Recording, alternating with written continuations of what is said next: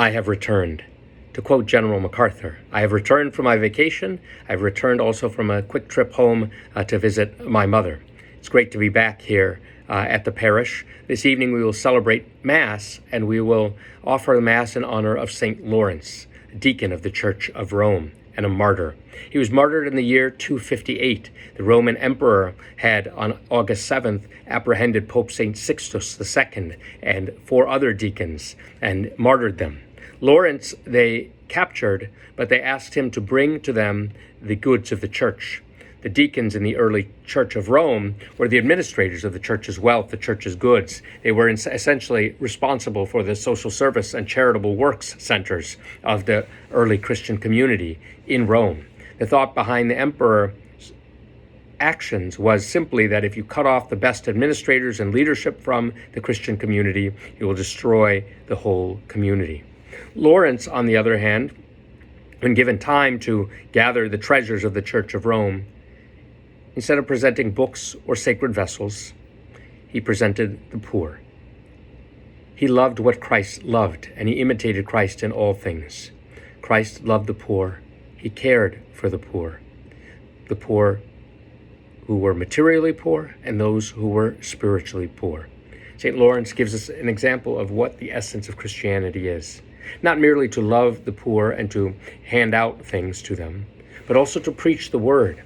The diaconal ministry involves the kerygma, the proclamation of Jesus Christ as Savior, that Jesus suffered, he died, and he rose from the dead.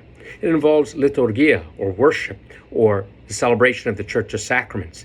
And the deacons in the Church of Rome were principally responsible for the distribution of the precious blood of Christ, the blood of redemption. Thirdly, the deacons exercised the ministry of diaconia, or charity. So they were genuinely concerned with the poor. They were men of communion who helped the leadership of the church to understand better the needs of the men and women of the community, especially what we might call today the working poor. But he models for us the essence of Christianity, inasmuch as what it means to be a disciple of Jesus is to die to oneself and to live for another, to live for Christ and to live for those whom Christ loves. St. Lawrence died to himself. Like the grain of wheat, he fell upon the ground and he died. But he bore much fruit through his witness. And certainly he is venerated in Rome. You see it in the number of churches that bear his name. There's certainly the Basilica of St. Lawrence outside the walls where his remains are kept. There is the Church of San Lorenzo in Damaso. There is the Church of San Lorenzo in Via Panisperna, on the street where the poor Clares, the day after St. Lawrence's Day, would give out bread and ham. Then there was also the Church of San Lorenzo in Lucina, where the fragments of the grill are kept on which he was martyred. And there, even to this day, charitable goods of the Church of Rome are distributed to the poor. Yes, it's incredible that there were 4 churches in Rome, all named after St. Lawrence, but it's a testimony to his faith and his witness to Christ. St. Lawrence also teaches us that sometimes we have to bear wrongs and sufferings, not only patiently, but with joy and humor. You know, there's a kind of a hagiographical story of him being burned alive. He's patron of cooks. And he turned to his executioners and said, perhaps with a smile on his face, "Assum est versa et manduca," which means this side is cooked, turn me over and eat.